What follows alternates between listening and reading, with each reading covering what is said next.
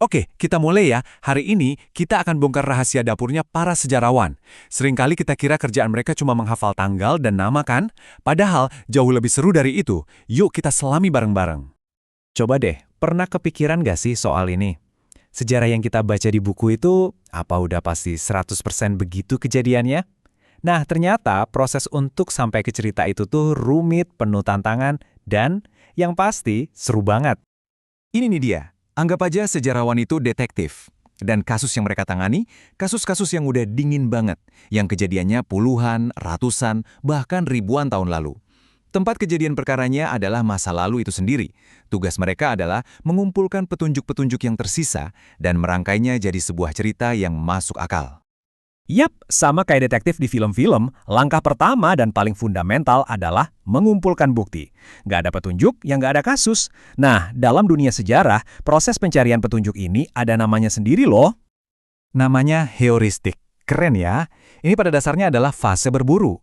Sejarawan bakal menyisir arsip-arsip tua, perpustakaan, museum, bahkan kadang mewawancarai orang yang masih hidup untuk menemukan setiap remah-remah informasi yang relevan dengan kasus mereka. Ini fondasinya.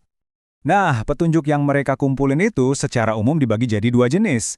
Ada sumber primer, ini ibaratnya kesaksian langsung dari saksi mata di TKP. Bisa berupa buku harian, surat, atau foto dari zaman itu. Terus ada sumber sekunder, ini lebih kayak laporan dari analis ahli yang mempelajari bukti-bukti tadi bertahun-tahun kemudian. Keduanya sama-sama penting, tapi cara kita menginterogasinya nanti beda. Dan bukti-bukti ini bentuknya macam-macam banget. Bisa berupa dokumen perjanjian yang kaku, cerita dari mulut ke mulut yang diwariskan, atau bahkan benda fisik, kayak pecahan gerabah, bangunan tua, sampai tulang belulang. Semuanya adalah kepingan puzzle. Tapi, hati-hati, dalam mengumpulkan bukti, ada satu kesalahan klasik yang harus dihindari. Namanya kesalahan holisme. Ini tuh kayak detektif yang nemu satu sidik jari, terus langsung menyimpulkan siapa pelakunya tanpa lihat bukti lain.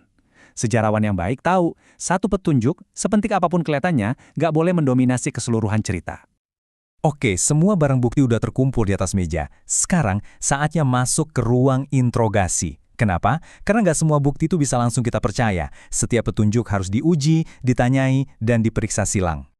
Proses interogasi ini namanya verifikasi, atau istilah kerennya, kritik sumber. Disinilah sejarawan memakai topi skeptis mereka. Mereka harus bertanya terus, ini beneran asli nggak? Orang yang bikin ini bisa dipercaya nggak? Dan interogasinya ada dua jenis. Pertama, kritik eksternal.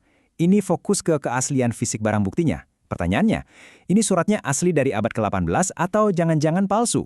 Kedua, kritik internal. Ini lebih dalam soal kredibilitas isinya. Pertanyaannya, oke, suratnya asli, tapi apa sih penulisnya ini jujur? Atau jangan-jangan dia punya motif tersembunyi untuk bohong? Jadi, di tahap ini, ketelitian itu harga mati.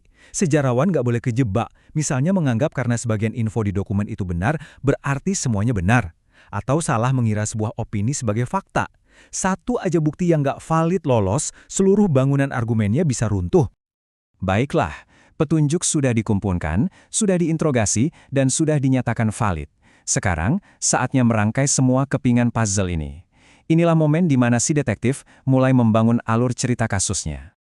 Prosesnya ada dua langkah utama. Pertama, interpretasi. Ini adalah seni menghubungkan titik-titik. Sejarawan mulai bertanya, oke, semua fakta ini kalau digabung, maknanya apa? Setelah pola dan maknanya ketemu, baru masuk langkah kedua, historiografi. Ini adalah proses menuliskan laporan akhir kasusnya dalam bentuk narasi sejarah yang kita baca. Tapi tunggu dulu. Uniknya dalam sejarah, laporan akhir ini nggak selalu final. Loh, kok bisa? Karena cara sejarawan bercerita, sudut pandang yang mereka pakai itu bisa berubah seiring waktu. Teknik investigasi pun bisa berkembang. Contoh paling gampang, kita lihat di Indonesia. Dulu di tahun 57, para sejarawan merasa kita perlu cerita sejarah dari kacamata kita sendiri, bukan dari kacamata penjajah. Itu jadi fokusnya. Lalu di tahun 70, penekanannya geser ke metode yang lebih ilmiah dan objektif. Di tahun 81, mereka mulai pakai alat bantu dari ilmu lain kayak sosiologi. Ini bukti kalau cara menulis laporan itu sendiri terus berevolusi. Dan hasilnya apa? Sejarah jadi nggak melulu soal raja, jenderal, dan perang. Muncul sejarah baru yang mulai penasaran sama kehidupan orang biasa.